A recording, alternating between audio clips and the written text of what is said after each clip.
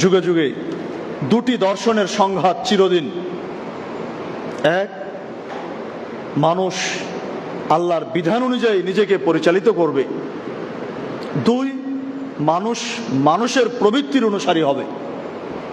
এই দুই দর্শনের সংঘাত চিরদিন। যে আল্লাহর বিধান অনুযায়ী নিজের জীবন পরিচালনা করবেন আর যে ব্যক্তি নিজের ইচ্ছা মতো জীবন পরিচালনা করবেন, দুইজনের চেতনা কি এক? দুইজনের দর্শন কি এক হবে? আদৌ নয়, বরং এই দুই দর্শনের সংঘাত হবে চিরদিন। দূর অতীতে রাসূলুল্লাহ সাল্লাল্লাহু আলাইহি সাল্লামের দাওয়াত ছিল, ইয়া আইয়ুহান নাস, হে জনগণ, ইন্নাল্লাহা ইয়া'মুরুকুম আন তা'বুদুহু ওয়া লা তুশরিকু বিহি শাইআন। হে জনগণ, ইন্নাল্লাহা ইয়া'মুরুকুম, নিশ্চয় আল্লাহ রাব্বুল আলামিন তোমাদেরকে নির্দেশ দিয়েছেন, আন তা'বুদুহু, তোমরা তার ইবাদত করবে, ওয়া লা তুশরিকু বিহি শাইআন, এবং তার সাথে কাউকে শরীক করবে না। এটা হচ্ছে রাসূলের চেতনা। তার বিপরীত দর্শনের অনুসারী মক্কার নেতাদের দাওয়াত ছিল, ইয়া আইয়ুহান নাস, হে জনগণ, ইন্না হাযা ইয়া'মুরুকুম আন তাতরুকুহু দাইনা আবাইকুম।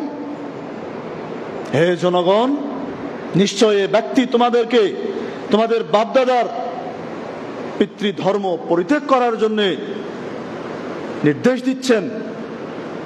তাহলে একদিকে রাসূলের দাওয়াত ছিল তোমরা আল্লাহর ইবাদত করো শিরক মুক্ত অবস্থায়।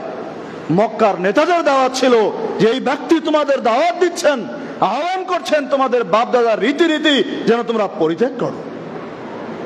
দুই দর্শন কি আদৌ এক হবে? জুলমাজাজ বাজারে রাসূলুল্লাহ সাল্লাল্লাহু আলাইহি সাল্লাম দাওয়াত দিচ্ছেন, ইয়া আইয়ুহান নাস, হে জনগণ, কুলু লা ইলাহা ইল্লাল্লাহ তুফলিহুন। হে জনগণ, তোমরা এই সাক্ষ্য দাও যে আল্লাহ ব্যতীত সত্যিকারের কোনো মাবুদ নেই, তাহলেই তোমরা সফলকাম হবে। তার বিপরীত দাওয়াত, ইয়া আইয়ুহান নাস, হে জনগণ, লা তুতিউহু ফাইন্নাহু কাযযাব, ওয়া ফি রিওয়ায়াতিন লা তুতিউহু ফাইন্নাহু সাবিউন কাযযাব। হে জনগণ, নিশ্চয় ব্যক্তি ধর্মত্যাগী, এই ব্যক্তি মহামিথ্যাবাদী, সুতরাং তোমরা তার কথা শোনো না, তার আনুগত্য করো না।